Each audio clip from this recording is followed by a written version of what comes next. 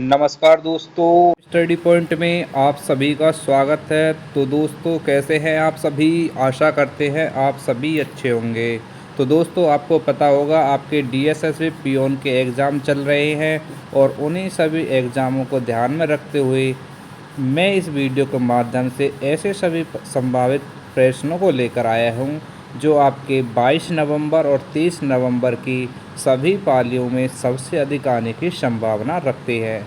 तो दोस्तों, यदि आपका भी पियोन का एग्ज़ाम है तो यह वीडियो आपके लिए बहुत ही इम्पोर्टेंट होने वाली है। और आपको बता दें, यह वीडियो आपकी आज लास्ट हो जाएगी पियोन से संबंधित एग्ज़ामों की। आज के बाद हम 23 नवंबर यानी कि कल से हम जिन स्टूडेंट का डीएसएसबी वार्डर फॉर मेल का एग्ज़ाम है उन सभी स्टूडेंट के लिए वीडियो अपलोड कराई जाएगी। तो दोस्तों, जिनका भी वार्डर का एग्ज़ाम है तो वो चैनल को आकर सब्सक्राइब कर लीजिए। डेली आपको, जब तक आपका वार्डर का एग्ज़ाम चलता रहेगा, डेली आपको सुबह मॉर्निंग में 5 बजे आपको वीडियो मिलती रहेगी। और इस वीडियो में जो भी प्रश्न होंगे दोस्तों, सभी प्रीवियस ईयर से लिए गए होंगे जो आपके एग्ज़ाम को बहुत बेहतर से बना सकेंगे। तो चलिए फिर फ्रेंड्स, देखते हैं आज के प्रश्नों को। देखिए, पहला प्रश्न आपका क्या है। पहले प्रश्न में कहा है कि एक तालाब में दो पाइप क्रमशः 12 घंटे और 18 घंटे में पानी भरते हैं। यदि दोनों को एक साथ चलाया जाए और 3 घंटे बाद बंद कर दिया जाए तो तालाब का कितना हिस्सा भर जाएगा। अब देखिए, ऐसे क्वेश्चन को कैसे सोल्व करेंगे। यहाँ पर देखिए, दो पाइप दे रखे हैं। पहले पाइप को हमने ए मान लिया और ये कितने घंटे में तालाब को भर रहा है? 12 घंटे में। दूसरे पाइप को हमने बी मान लिया और यह तालाब को कितने घंटे में भर रहा है? 18 घंटे में। ठीक है।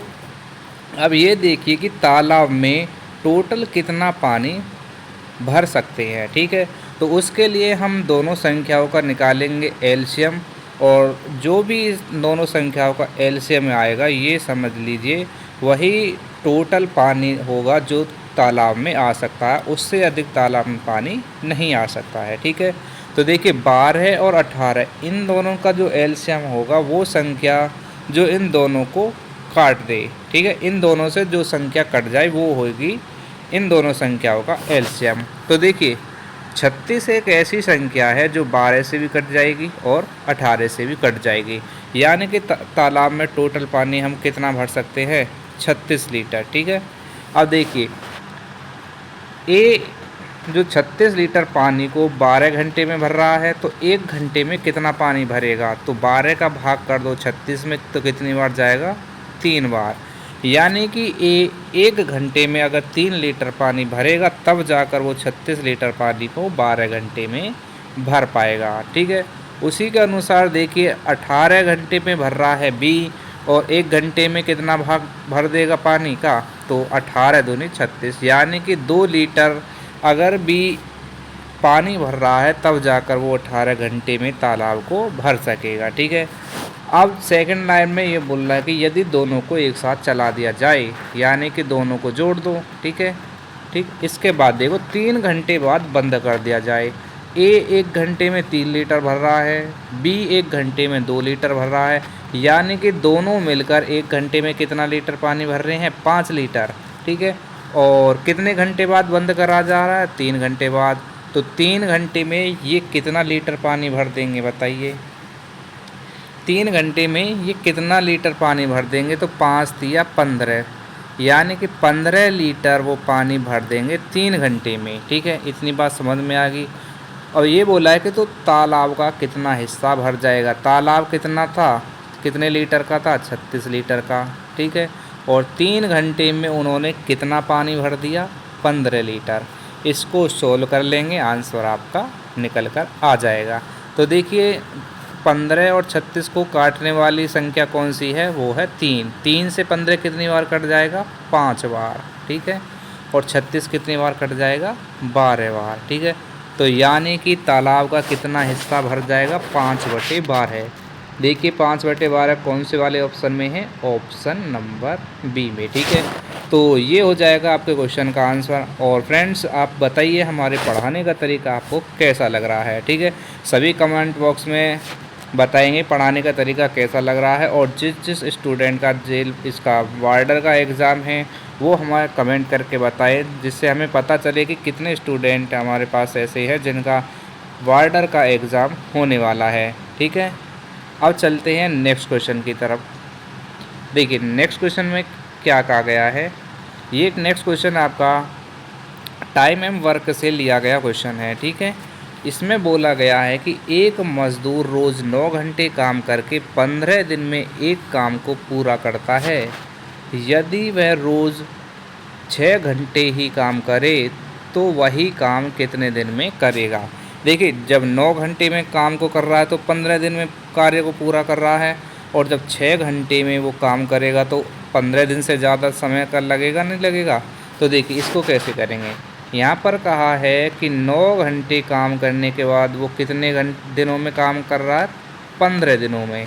उसके बाद यदि वो 6 घंटे ही काम करे, यानी कि 6 को से कर दो इसमें डिवाइड, ऊपर वाली संख्याओं की आपस में गुणा कर देंगे और नीचे वाली संख्या से कर देंगे भाग। इसको सोल्व करेंगे आपका आंसर निकल कर आ जाएगा, ठीक है। तो देखिए 3 से काट दो, 3 दूनी 6 और 3 पंजे कितना हो जाएगा, 15, ठीक है।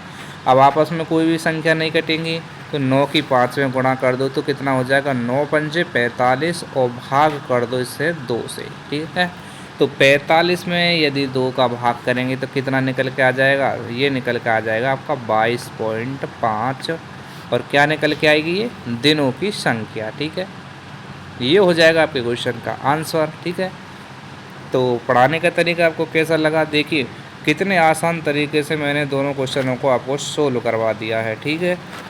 आंसर हो जाएगा आपका बी सही, ठीक है। अब चलते हैं नेक्स्ट क्वेश्चन की तरफ। Question number 3। देखिए क्वेश्चन नंबर 3 आपका साधारण ब्याज से संबंधित क्वेश्चन आ गया है। अब देखते हैं कि साधारण ब्याज का क्वेश्चन जब आपके पेपर में देखने को मिले तो उस क्वेश्चन को कैसे सोल्व करेंगे। यहाँ पर पहले क्वेश्चन को पढ़ लीजिए कि एक व्यक्ति ने 12,500 की राशि पर 3 वर्ष के लिए 8% वार्षिक साधारण ब्याज पर निवेश किया, लेकिन 2 वर्ष बाद वह ब्याज दर को 10% कर देता है, उसे कुल कितना ब्याज मिलता है, ठीक है। क्वेश्चन को ध्यान से पढ़ना है। यहाँ पर एक व्यक्ति ने 3 वर्ष के लिए साधारण ब्याज पर कोई मूलधन था वो निवेश किया, लेकिन क्या करा उसने, बाद में 2 वर्ष बाद 10% उसे कर दिया, ठीक है। तो सबसे पहले हम क्या निकालेंगे, 2 साल का निकालिए, 8% की दर से कितना ब्याज बनेगा, ठीक है। तो देखिए मूलधन कितना है, 12,500। आपको सूत्र पता होगा क्या है, मैं एक बार यहाँ पर लिख देता हूँ। साधारण ब्याज यानी कि SI बराबर होता है मूलधन गुणा दर, दर को R से प्रदर्शित करेंगे और समय को प्रदर्शित करेंगे T से, और नीचे हम कर देंगे 100 से डिवाइड, ठीक है। ये होता है PRT यानी कि मूलधन गुणा दर गुणा समय बटे 100, ठीक है। इससे हमारा क्या निकल के आ जाएगा, हमारा निकल के आ जाएगा इसमें ब्याज, ठीक है।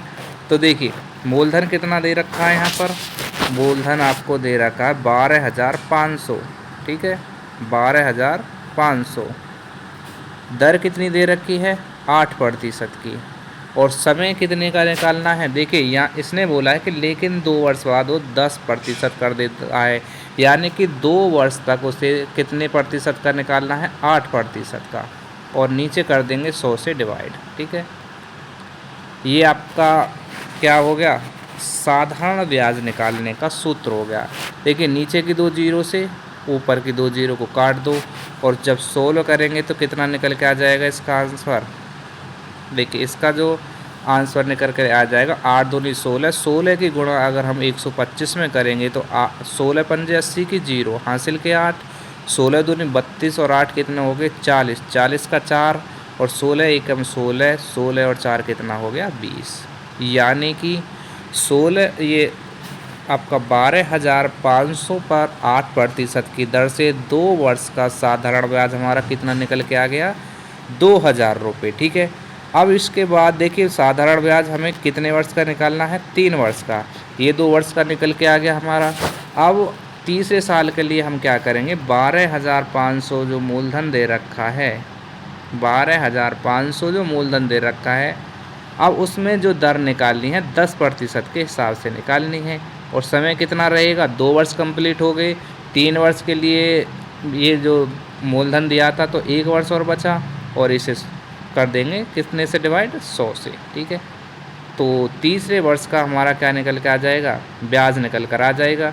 तो 2 जीरो से 2 जीरो को काट दो, और 125 की गुणा अगर हम 10 में करेंगे तो कितना हो जाएगा, 1250। ठीक है, 2 वर्ष का ब्याज कितना निकल के आया, 2,000 रुपये, और तीसरे वर्ष का जो ब्याज निकल के आया वो कितना निकल के आया है, 1250 रुपये। दोनों को ऐड कर दो, 2,000 तो ये रहा पहला वाला, ठीक है, और तीसरे वर्ष का कितना निकल के आया, 1250।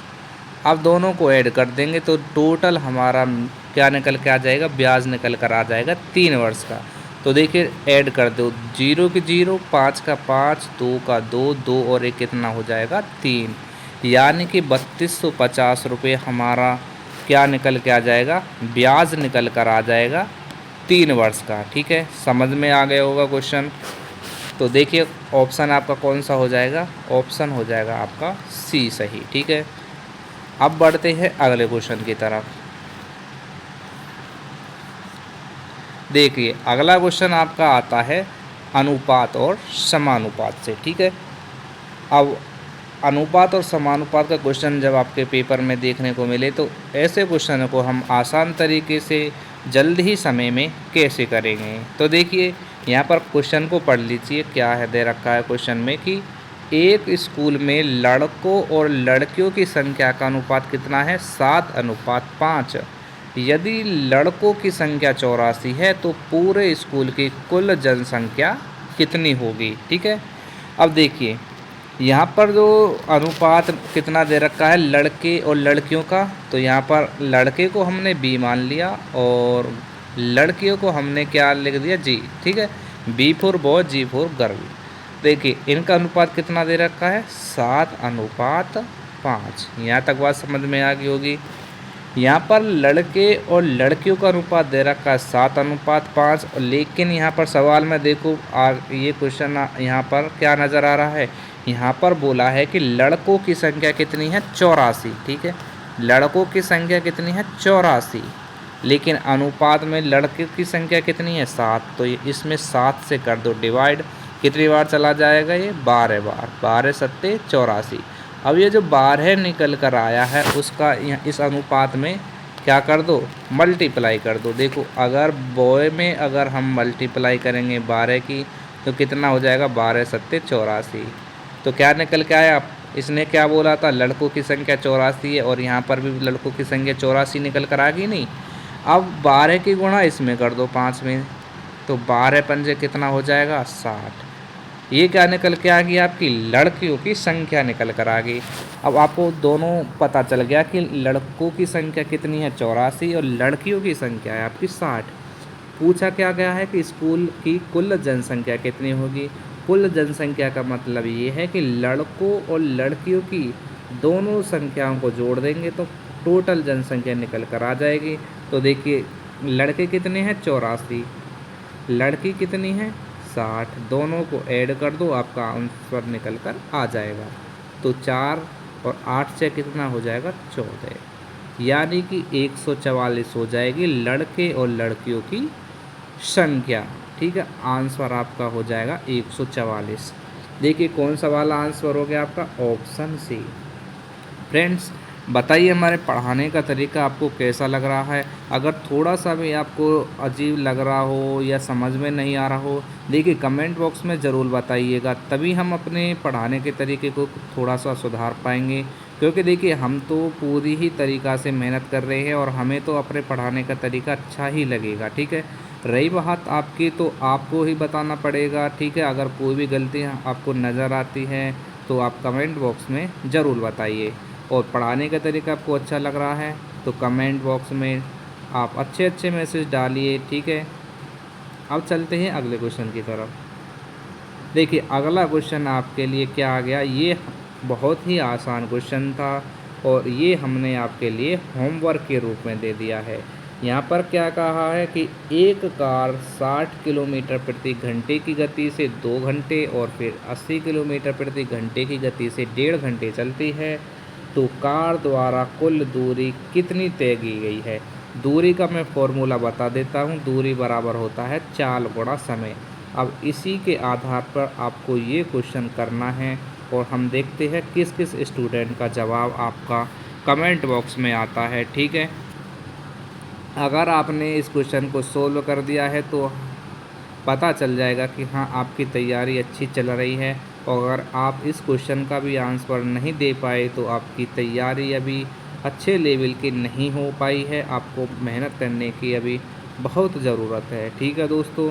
तो क्वेश्चन को ध्यानपूर्वक पढ़िए और कमेंट बॉक्स में इसका आंसर दीजिए, ठीक है। अब चलते हैं अगले क्वेश्चन की तरफ। अगला क्वेश्चन आपका क्या आ गया, लाभ और हानि से संबंधित क्वेश्चन आ गया है, ठीक है। इसमें कहा गया है कि एक वस्तु की अंकित कीमत 2400 रुपये है जिस पर 25% की छूट दी गई। यदि जीएसटी 12% लगाया गया तो ग्राहक द्वारा चुकाई जाने वाली अंतिम राशि कितनी होगी, ठीक है। तो देखिए अंकित मूल्य कितना दे रखा है, 2400 रुपये, ठीक है। 2400 रुपये दे रखा है अंकित मूल्य और 25% की छूट दी जा रही है ग्राहक को, यानी कि 25% की छूट का मतलब ये है कि 100% में से अगर 25% को घटा देंगे तो ग्राहक को कितना प्रतिशत मिलेगा, 75%, ठीक है। तो 75% को लिखेंगे हम 75/100, ठीक है। यहाँ तक समझ में आ गया। अब इसके बाद बोल रहा है कि उस पर 12% का क्या लगा दिया, जीएसटी। तो 12% का अगर जीएसटी लगाएंगे तो 100 में लगेगा, तो 100 में अगर 12 को जोड़ देंगे तो कितना हो जाएगा, 112, ठीक है। और नीचे कर देंगे हम 100 से डिवाइड, ठीक है। सोल्व करेंगे और जो भी संख्या आपकी निकल कर आएगी वही हो जाएगी इस क्वेश्चन का आंसर, ठीक है। तो देखिए 2 जीरो से नीचे वाले 2 जीरो काट दी हमने, ठीक है। 25 से 75 कितनी बार कट जाएगा, 3 बार। और 25 से 100 कितनी बार कट जाएगा, 4 बार, ठीक है। और 4 से 24 कितनी बार कट जाएगा, 6 बार, ठीक है। और इनकी आपस में ऊपर वाली संख्याओं की गुणा कर लेंगे तो देखिए 6 तिया कितना हो जाएगा, 18, ठीक है। और 18 की गुणा अगर 112 में करेंगे तो कितना निकल के आ जाएगा, 18 दूनी 36, हासिल के 3, 18 एकम 18 और 3 कितना हो गया, 21, हासिल के 2, 18 एकम 18 और 2 कितना हो जाएगा, 20, ठीक है। यानी कि हमारा आंसर कितना निकल के आ गया, 2016। ग्राहक को जो अंतिम राशि दी जाएगी वो कितने में दी जाएगी, 2016 रुपये में, ठीक है। ये हो जाएगा आपके क्वेश्चन का आंसर। अब चलते हैं अगले क्वेश्चन की तरफ। अगला क्वेश्चन देखते हैं क्या है। अगला क्वेश्चन आपका देखिए क्या है स्क्रीन पर। इसमें बोला गया है कि एक संख्या का 15% दूसरी संख्या के 25% के बराबर है। यदि पहली संख्या 35 हो तो दूसरी संख्या क्या होगी। देखिए फ्रेंड्स क्वेश्चन नंबर 7 की तरह ही क्वेश्चन नंबर 8 होगा, ठीक है। मैं आपको पहले ही बता देता हूँ कि क्वेश्चन नंबर 7 की तरह ही क्वेश्चन नंबर 8 होगा। क्वेश्चन नंबर 7 को हम कराएंगे और क्वेश्चन नंबर 8 को आपको करना होगा, जिसका आंसर आपको कमेंट बॉक्स में बता रहा होगा। जिस जिस स्टूडेंट को अगर 7वां क्वेश्चन समझ में आ जाएगा वही आराम से 8वें क्वेश्चन का आंसर दे पाएगा, ठीक है। तो क्वेश्चन नंबर 7 को बहुत ध्यान से देखिए। देखिए यहाँ पर कहा गया है कि एक संख्या का 15%, यानी कि हमने कोई पहली संख्या मान ली और उसका 15% कर दिया, और दूसरी संख्या ये होगी और इसका बोल रहा है कि 25%। पहली संख्या का 15% और दूसरी संख्या का 25%, ठीक है। ये दोनों क्या हैं, आपस में बराबर, ठीक है। समझ में आ गया। पहली संख्या का 15% और दूसरी संख्या का 25% आपस में बराबर हैं। तो देखिए बराबर में संख्याएं आपस में कट जाती हैं। तो देखिए 5 से अगर हम 15 को काटेंगे तो कितनी बार कट गया ये? 3 बार। और 5 से 25 को काटेंगे तो कितनी बार कटेगा ये? 5 बार। अब आगे तो कोई कटेगा नहीं। अब आगे को ध्यान रखना कि इसमें पहली संख्या और दूसरी संख्या कैसे निकालेंगे। यहाँ पर अनुपात के रूप में बनाए लेते हैं पहली संख्या और ये होगी दूसरी संख्या। पहली संख्या का अनुपात बराबर वाली ये वाली संख्या होगी इधर, और सेकंड इधर वाली संख्या दूसरी संख्या का अनुपात होगा ये वाला इधर वाली संख्या। ठीक है, तो देखिए पहली वाली संख्या का अनुपात कितना है? 5, और दूसरी वाली संख्या का अनुपात कितना हो गया? 3। ठीक है, तो पहली संख्या 5 और दूसरी संख्या कितनी होगी? 3। लेकिन यहाँ पर क्वेश्चन में बोला गया कि पहली संख्या 35 है और अनुपात में हमारी संख्या कितनी आ रही है? 5। तो 35 में अगर हम 5 से डिवाइड कर दें तो कितनी बार चला जाएगा ये? 7 बार। 5 सत्ते 35। अब ये जो 7 निकल के आया है, अगर इसकी गुणा हम पहली वाली संख्या में कर देंगे तो वही संख्या निकल के आ जाएगी ना, 7 पन्ना 35। और यही इसमें बोला है कि पहली संख्या 35 है। अब देखिए अगर इस 7 की गुणा हम 3 में कर देंगे तो दूसरी वाली संख्या निकल के आ जाएगी। 7 की गुणा अगर हम 3 में कर देंगे तो कौन सी संख्या निकल के आ जाएगी? आपकी दूसरी। तो 7 की गुणा अगर हम 3 में करेंगे तो कितना हो जाएगा? 7 तिया 21, यानी कि हमारी दूसरी संख्या निकल कर आ गई 21। ये हो जाएगा इस क्वेश्चन का आंसर। ठीक है, ऑप्शन ए हो जाएगा आपका राइट आंसर।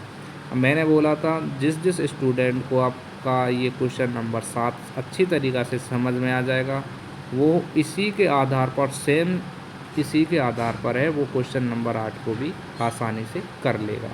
अब देखिए क्वेश्चन नंबर 8 क्या है। ये रहा आपके लिए क्वेश्चन नंबर 8 होमवर्क। इसमें क्या कहा गया है कि एक संख्या का 40% दूसरे संख्या के 20% के बराबर है। यदि दूसरी संख्या 180 हो तो पहली संख्या कितनी होगी?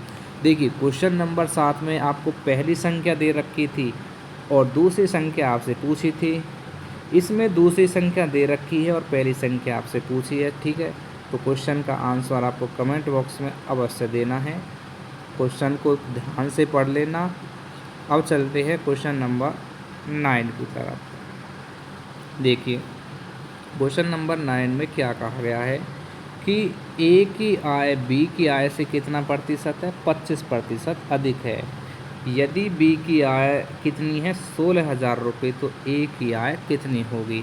देखिए क्वेश्चन तो ये आपका 7 की ही तरह है। ठीक है, अगर आपको वो दोनों क्वेश्चन समझ में आ गए होंगे तो ये क्वेश्चन भी आप आसानी से कर लेते, लेकिन कोई बात नहीं, इस क्वेश्चन को मैं करा देता हूँ आपको। देखिए इसमें बोला गया है कि ए की आय बी की आय से कितना प्रतिशत है?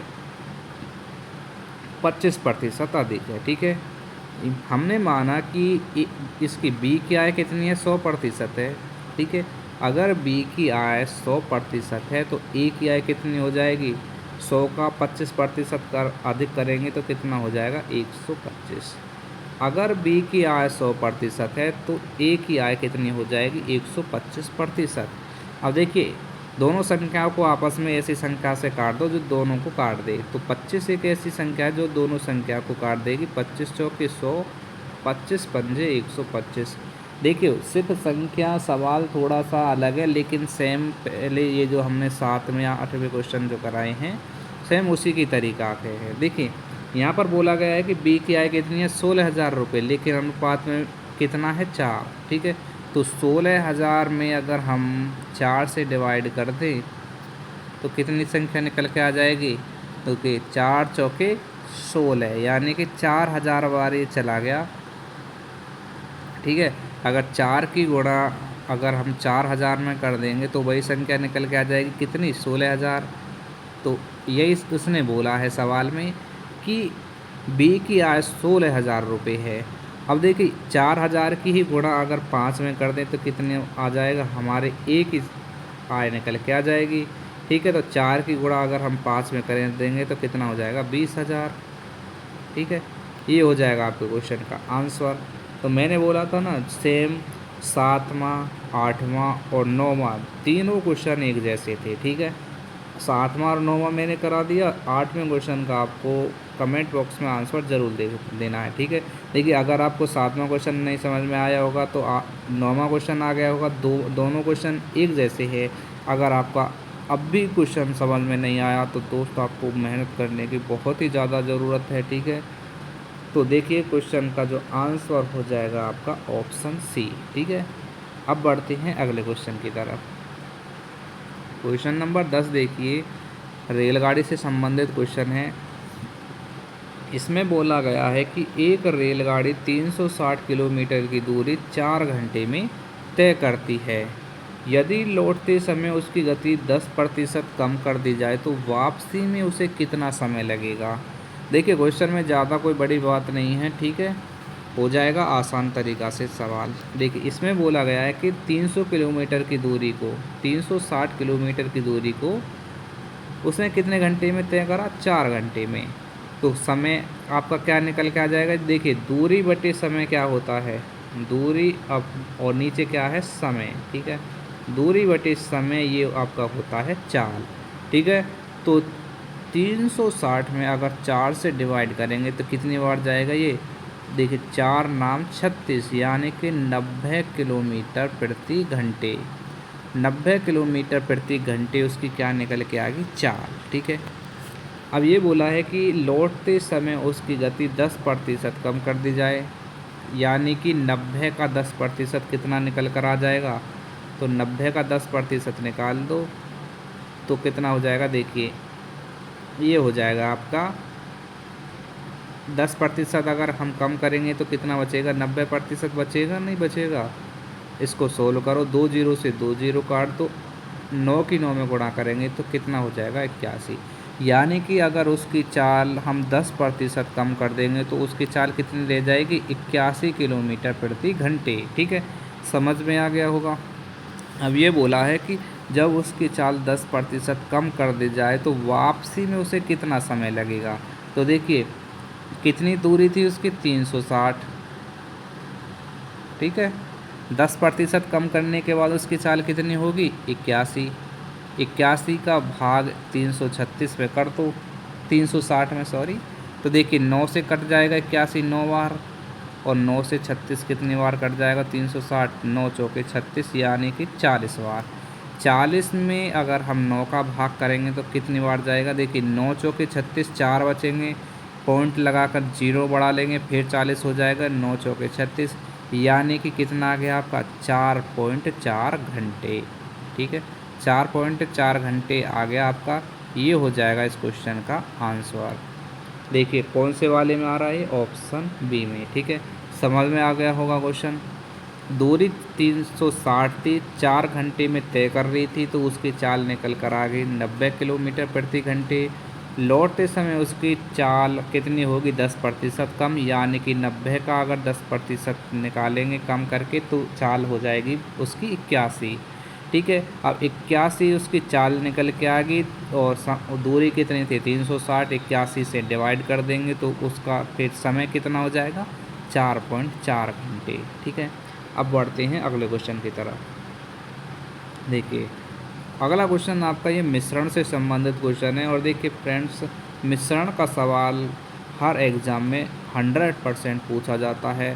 देखिए क्वेश्चन आपको बहुत बड़ा दिख रहा होगा, लेकिन मैं बताऊं ये आपका 15 से 20 सेकंड का मुश्किल से ये सवाल है, अगर आपको ये क्वेश्चन समझ में आ जाएगा तो।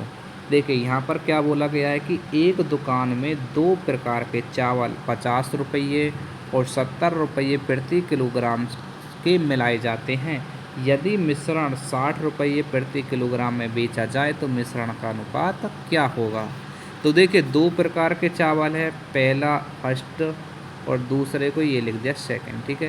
पहला प्रकार के चावल कितने रुपये प्रति किलोग्राम है, 50 रुपये प्रति किलोग्राम, और दूसरे प्रकार के चावल कितने हैं, 70 रुपये प्रति किलोग्राम के हिसाब से। और टोटल जो उनका मिश्रण है वो कितने रुपये प्रति किलोग्राम है, वो है आपका 60 रुपये प्रति किलोग्राम के हिसाब से। अब ये आपका एलिगेशन मेथड लग गया। इसका मतलब ये है 50 में से 60 को घटा दो, 70 में से 60 को घटा दो, आपका अनुपात निकल कर आ जाएगा। तो देखिए 70 में से अगर 60 को घटाएंगे तो कितना बचेगा 10।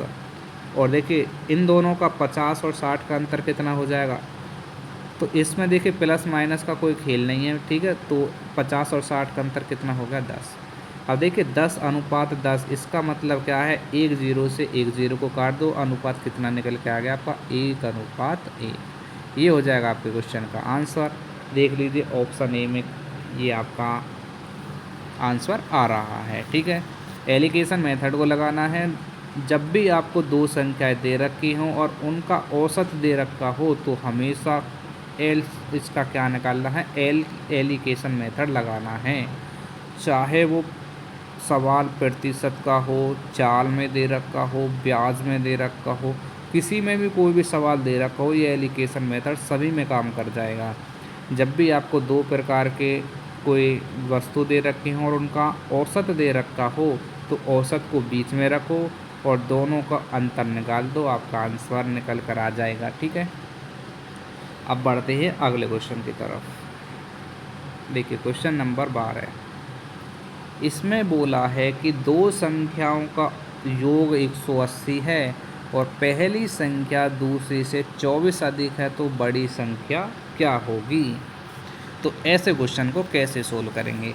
आपको पता है कि दो संख्याओं का योग कितना है 180 है और पहली संख्या दूसरी से 24 अधिक है, तो बड़ी संख्या कैसे निकालेंगे। तो देखिए बड़ी संख्या हम कैसे निकालेंगे, जब दो संख्याओं का योग दे रखा हो तो उसमें कैसे निकालें।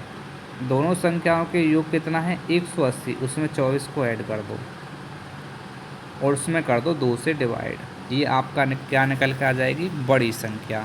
तो देखिए 180 में यदि हम 24 को जोड़ें तो कितना हो जाएगा 204 हो जाएगा, 204। और 204 को 2 से डिवाइड कर देंगे तो कितना आ जाएगा 102। यानी कि इस क्वेश्चन का आंसर आपका क्या आ गया 102। ऑप्शन बी हो जाएगा इसका राइट आंसर। देखिए इसमें आपका क्या दे रखा है, ये आंसर आपको गलत दे रखा है इसमें, ठीक है। तो इसको सही कर लेना, इसको हटा दो। अब देखिए बड़ी संख्या निकल के आ गई आपकी 102 और छोटी संख्या यदि हम निकालेंगे तो क्या करेंगे, छोटी संख्या हमें निकालनी हो तो क्या करेंगे। उसी के लिए अगर यहाँ पर प्लस की जगह हम आप क्या कर देंगे माइनस, यानी कि 180 में से अगर हम 24 को घटा देंगे तो कितना बचेगा। तो देखिए ये बचेगा आपका 10 में से 4 गई तो 6, 7 में से 2 गई तो 5 और ये हो गया आपका 1, ठीक है। 156 में 2 से डिवाइड कर देंगे तो कितना आ जाएगा 2 सत्ते 14 और जी कितना बचा 16, 2 अट्ठे 16, ठीक है। ये हो गया आपकी छोटी संख्या। अब देखिए आपको मैंने बोला था ना कि यहाँ में विकल्प आपके गलत दे रखा है ये आंसर। अब चेक कर लीजिए 102 और 18 का अंतर अगर आपका 24 आ गया तो हमारा विकल्प आपका सही हो जाएगा नहीं। तो देखिए 102 में से यदि हम 78 को घटाएंगे तो अंतर आपको नज़र आ रहा है ना 24 का, तो यानी कि हमारा देखिए पढ़ाने का तरीका सही निकला नहीं निकला। इसमें ज़रूरी नहीं है कि आपको यहाँ में विकल्प गलत दे रखा है तो हमारा आंसर हम अपना चेंज कर देंगे। हमको अपने मेथड के अनुसार ही चलना है, चाहे विकल्प कुछ भी दे रखा हो, तभी आपको पता चलेगा कि हाँ हमारी तैयारी कैसी चल रही है और हम क्वेश्चन को पहचानने में सक्षम हुए हैं या नहीं हुए हैं, ठीक है। ऐसा नहीं है कि 108 देखा तो हम सोच में पड़ जाएं कि अरे यार हमारा तो आंसर गलत आ गया, ठीक है। तो अपनी पढ़ाई पर बिल्कुल भी डाउट नहीं करना है। अब बढ़ते हैं अगले क्वेश्चन की तरफ। देखिए अगला क्वेश्चन क्या है, अगला क्वेश्चन देख लीजिए। देखिए ये क्वेश्चन आपका मैंने अभी बताया, अभी आपको ये क्वेश्चन कराया था, मैं अभी आपको दिखा देता हूँ औसत वाला जो अभी मैंने सवाल आपको कराया था, ये वाला सवाल, ये 11 वाला जो सवाल कराया है उसी के सेम आधार पर ही आपका 13वां सवाल है, ठीक है। तो देखिए एक बार देख लीजिए जल्दी से, मैं इसे सवाल को करा देता हूँ। यहाँ पर बोला है कि एक कक्षा में लड़कों का औसत कितना है 70 और लड़कियों का औसत कितना है 75 और कुल औसत 73 है, तो लड़कों और लड़कियों का अनुपात क्या होगा। देखिए अभी मैंने बोला था ना, जब दो संख्याएं दे रखी हों और उतनी का टोटल औसत दे रखा हो तो अनुपात कैसे निकालेंगे। लड़कों का औसत बी 70 है, लड़कियों का औसत जी कितना है 75, और इन दोनों का जो टोटल औसत है वो आपका कितना है 73। एलिकेशन लगाना बताया था। एलिकेशन का मतलब ये है कि आपस में इधर वाली संख्या को घटा दो। 70 और 73 का जो अंतर कितना आ गया 3, 75 और 73 का अंतर कितना आ गया 2। ठीक है, तो आपका आंसर आ गया 2:3। देखिए किस में है, ये ऑप्शन ए में। ठीक है, तो आपका आंसर होगा 2:3। आई बात समझ में? 2 क्वेश्चन करा दी हैं, अब तो आपके समझ में क्वेश्चन आ ही गया होगा। ठीक है, बढ़ते हैं अगले क्वेश्चन की तरफ। देखिए अगला क्वेश्चन क्या है कि एक नाव स्थिर जल में 12 किलोमीटर प्रति घंटे की रफ्तार से चलती है। यदि धारा की गति 3 किलोमीटर प्रति घंटा हो तो नाव की ऊर्ध्वाधर गति क्या होगी? तो देखिए ऐसे इसको नाव धारा के क्वेश्चन को कैसे सोल्व करें। यहाँ पर बोला है कि नाव की गति कितनी दे रखी है, नाव को 20 से मान लिया बोट 12 किलोमीटर प्रति घंटे है। ठीक है, धारा की चाल को डब्लू मान लिया, इसकी चाल कितनी है 3 किलोमीटर प्रति घंटे। ठीक है, 3 किलोमीटर प्रति घंटे। ठीक है, ये क्वेश्चन में दे रखा है, अभी तो मैंने कुछ भी नहीं करा है। यहाँ पर बोला है कि नाव की ऊर्ध्वाधर गति क्या होगी, यानी कि नाव जब धारा के विपरीत दिशा में चलेगी तो नाव की चाल क्या होगी। तो जब नाव धारा के विपरीत दिशा में चले तो दोनों का कर दो अंतर। ठीक है, तो आंसर कितना आ जाएगा आपका, 12 में से 3 गई तो 9 किलोमीटर प्रति घंटे। ठीक है, जब नाव धारा के विपरीत दिशा में चले, यानी कि हम इसको लिख देते हैं थोड़ी देर के लिए यूएसएस। ठीक है, तो इस यूएसएस आपका आ जाएगा 9 किलोमीटर प्रति घंटे, जो कि इस क्वेश्चन का आंसर है। ये तो होगा आपके क्वेश्चन का आंसर 9 किलोमीटर प्रति घंटे। अगर आपसे बोले कि धारा की दिशा में ही चल रही हो नाव, तब नाव की चाल कितनी होगी, तो दोनों को हम जोड़ देंगे यूएस, यानी कि इसको लिख दो डीएसएस। ठीक है, डायरेक्ट स्ट्रीम, यानी कि धारा की दिशा में नाव की चाल तो कितनी हो जाएगी 12 और 3 कितना हो जाएगा 15, यानी कि 15 किलोमीटर प्रति घंटे। अगर नाव धारा की दिशा की तरफ चलेगी तो नाव की चाल कितनी हो जाएगी 15 किलोमीटर प्रति घंटे, यानी कि दोनों का जोड़ देंगे, जोड़ कर देंगे तो धारा की दिशा में चाल निकल के आ जाएगी नाव की, और यदि घटाएंगे तो धारा के विपरीत दिशा में नाव की चाल निकल कर आएगी। दोनों को मैंने बता दिया है, जौन सा भी आपको पूछा जाए उसका आंसर आपको निकाल देना है। क्वेश्चन नंबर 15 देखिए, एक आदमी अपनी आय का 20% भोजन पर, 30% शिक्षा पर और 25% अन्य खर्चों पर करता है। यदि उसके पास 15,000 रुपये बचते हैं तो उसकी कुल आय कितनी होगी। तो देखिए टोटल प्रतिशत कितने पर चलता है 100 पर। ठीक है, 20% भोजन पर खर्च कर दिए, 30% शिक्षा पर कर दिए और 25% उन्हें अन्य खर्चों पर कर दिए, यानी कि तीनों को अगर हम जोड़ेंगे तो 75% उसने खर्च कर दिया। अगर उसने 75% खर्च कर दिया तो कितना बचा 25% उसके पास बचा। ठीक है, और यहाँ पर संख्या में कितना बच रहा है उसके पास 15,000 रुपये। प्रतिशत में 25 बच रहा है और संख्या में 15,000 बच रहा है, तो 1% का मान निकाल देंगे, कितना आ जाएगा 15,000 में डिवाइड कर दो 25 का। ठीक है, ये आपका 1% का मान, और कुल आय निकालने के लिए हम निकालते हैं 100% का मान। 1% का मान 15,000 बटे 25 है, तो 100% का मान कितना हो जाएगा 100 से डिवाइड कर मल्टीप्लाई कर दो, ये आपकी क्या निकल के आ जाएगी कुल आय। 100% पर होता है कुल आय। ठीक है, हमेशा। तो देखिए 25 चौके 100 और 15 चौके 60, यानी कि 60,000 रुपये उसकी क्या आ गई आय निकल कर आ गई। तो ये हो जाएगा आपके क्वेश्चन का आंसर ऑप्शन ए।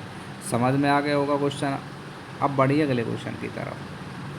अगला क्वेश्चन देख लीजिए। अगला क्वेश्चन है कि एक वस्तु की कीमत में 10% की वृद्धि होती है और मात्रा में 20% की कमी आती है, तो ग्राहक के कुल खर्च में कितने प्रतिशत का परिवर्तन होगा। तो देखिए वस्तु की कीमत में 10% की वृद्धि होगी, यानी कि पहले वस्तु थी 100 रुपये की। ठीक है, और बाद में जब 10% की वृद्धि होगी तो वस्तु की कीमत होगी 110 रुपये। यहाँ तक आपकी बात समझ में। उसके बाद बोल रहा है कि मात्रा में कर दी, उसमें क्या कितने की कमी, 20% की, यानी कि पहले वस्तु कितनी थी, 100, अब वस्तु कितनी हो गई, जब 20% की कमी होगी तो वस्तुओं की संख्या होगी आपकी 80। ठीक है, दोनों को यहाँ पर गुणा कर दो, 100 की 100 में करेंगे तो कितना हो जाएगा, ये हो जाएगा आपका 10,000। ठीक है, और 110 की गुणा अगर हम 80 में करेंगे तो कितना हो जाएगा, 8,800। ठीक है, यहाँ तक समझ में आई बात आपको। देखिए सरल बनाने के लिए हम क्या करेंगे, 2 जीरो से 2 जीरो को काट दो। अब ये कितना हो गया, 100 और 88। इसका मतलब ये है कि पहले कोई संख्या 100 थी और बाद में कितनी होगी, 88। तो कितनी घटेगी आपकी संख्या, आपकी संख्या घटेगी 12, यानी कि 12% आपका घट गया। 100% में से कितने में से घटा, देखिए 12, 100 में से, और 100 में से घटाना ही 12 और 100 से ही मल्टीप्लाई करेंगे तो 100 से 100 ख़त्म हो जाएगा। तो देखिए 100 से 88 हो रहा है, तो यानी कि क्या हो रही है, हमारी कमी हो रही है। और कितने प्रतिशत की, 12 की, यानी कि ऑप्शन हो जाएगा आपका बी सही। फ्रेंड्स, आपको हमारे पढ़ाने का तरीका कैसा लग रहा है, देखिए जाते जाते आप कमेंट बॉक्स में ज़रूर बता के जाना है कि हाँ आपके पढ़ाने का तरीका बहुत अच्छा लग रहा है। और ऐसे ही कंटिन्यू वीडियो को रखिए। और जेल इसका आपका जो वार्डर का जो जिन भी स्टूडेंट का एग्ज़ाम है वो हमारे चैनल से अवश्य जुड़ जाइए। सुबह के टाइम डेली 5 बजे, जब तक आपका एग्ज़ाम फिनिश नहीं हो जाएगा, डेली आपके लिए जितने भी संभावित प्रश्न जो आपकी परीक्षा के लिए बनने वाले हैं सभी क्वेश्चनों को हम डेली कराते रहेंगे। ठीक है, तो वीडियो पर जुड़े रहिए। अब चलते हैं अगले क्वेश्चन की तरफ। देखिए क्वेश्चन नंबर 17, ये रहेगा आपके लिए होमवर्क। ठीक है, इसमें क्या पूछा गया है कि एक मालगाड़ी की लंबाई कितनी दे रखी है, 240 मीटर, और वह 12 सेकंड में एक खंभे को पार करती है, तो गाड़ी की गति बताइए। यानी कि चाल आपको बतानी है, और चाल बराबर होता है क्या, दूरी बटे समय, दूरी बटे समय। इससे आपको ये सवाल निकालना है। हिंट मैंने दे दी है आपको चाल बतानी है। कमेंट बॉक्स में क्वेश्चन नंबर लिखना है और उसका आंसर आपको लिखना है सॉल्यूशन के साथ में। आगे देख लीजिए आपका क्वेश्चन नंबर 18, चक्रवर्ती ब्याज और साधारण ब्याज का मिक्स क्वेश्चन आपसे पूछ लिया है। और इसमें पूछा है आपसे ब्याज की दर। यहाँ पर बोला गया है कि किसी वस्तु का चक्रवर्ती ब्याज 2 वर्षों में 410 हो जाता है, लेकिन साधारण ब्याज आपका 400 है, तो ब्याज की दर कितनी है। जब आपको चक्रवर्ती ब्याज और साधारण ब्याज दे रखे हों और दोनों में आपके दर निकालने के लिए पूछा जाए, तो दर निकालने का जो फॉर्मूला होता है वो होता है क्या, देखिए दोनों चालों का लो अंतर, सॉरी दोनों जो आपके ब्याज दे रखे हैं दोनों का लो अंतर, तो 410 और 400 इन दोनों का अंतर कितना आ गया, 10। ठीक है, इसके बाद क्या करना है, हमेशा आपको जो साधारण ब्याज दे रखा होगा उसका कर देना है आधा। साधारण ब्याज कितना दे रखा है, 400, 400 का आधा कितना हो गया, 200, और प्रतिशत के लिए कर दो 100 से मल्टीप्लाई, आपकी दर निकल कर आ जाएगी। शॉर्ट ट्रिक थी। ठीक है, तो देखिए 100 से कितनी बार कट गया, 200 2 बार, और 2 से 10 कितनी बार कट गया आपका, 5 बार, यानी कि 5% की आपकी क्या निकल कर आ जाएगी, दर निकल कर आ जाएगी। ये हो जाएगा आपके क्वेश्चन का आंसर। ठीक है, जब भी आपको चक्रवर्ती ब्याज और साधारण ब्याज दे रखे हों और दर निकालने के लिए पूछा जाए, तो दोनों का अंतर करो और साधारण ब्याज जितनी भी दे रखी हो उसका आधा करके 100 से मल्टीप्लाई कर देंगे तो आपकी दर निकल कर आ जाएगी। ट्रिक आपको पसंद आए तो वीडियो को अवश्य लाइक ज़रूर करते जाइए। ठीक है, देखिए फ्रेंड्स, आपके लिए मेहनत कर रहे हैं लेकिन लाइक और कमेंट्स बहुत कम आ रहे हैं।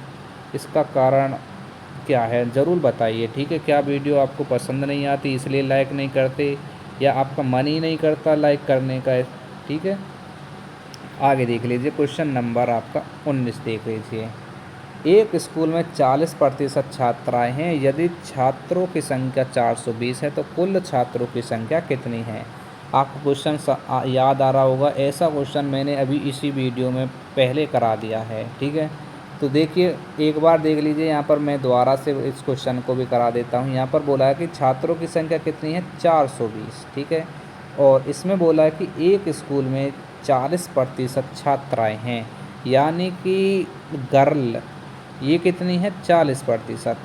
अगर 40% छात्राएँ हैं तो लड़के कितने हो जाएंगे, 60% हो जाएंगे, ठीक है। 60% लड़के हो जाएंगे, नहीं 100% पर चलता है कोई भी संख्या। यहाँ पर देखो 420 किसकी संख्या दे रखी है, छात्रों की संख्या, यानी कि 60% में दे रखा है 60, और वैसे संख्या में कितना दे रखा है, 420। अगर 60% छात्र क्या हैं, लड़के, तो 40% छात्राएं हैं, तो 420 का 40% आप निकाल दो, आपकी क्या निकल के आ जाएगी, छात्राएं निकल कर आ जाएंगी। तो देखिए ये कितना हो जाएगा, 40/100।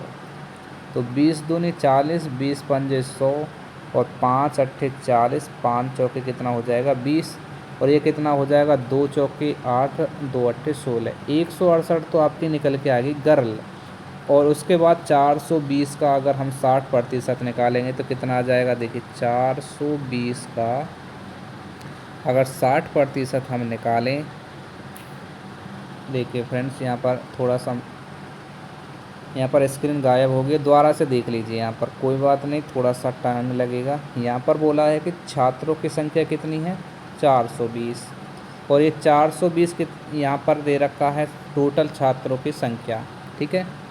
और यहाँ पर छात्राओं की जो प्रतिशत में संख्या कितनी दे रखी है, 40, यानी कि गर्ल की जो संख्या है वो है 40%, और बॉय जो हैं उनकी संख्या है 60%, ठीक है। दोनों मैंने यहाँ पर लिख दिए हैं।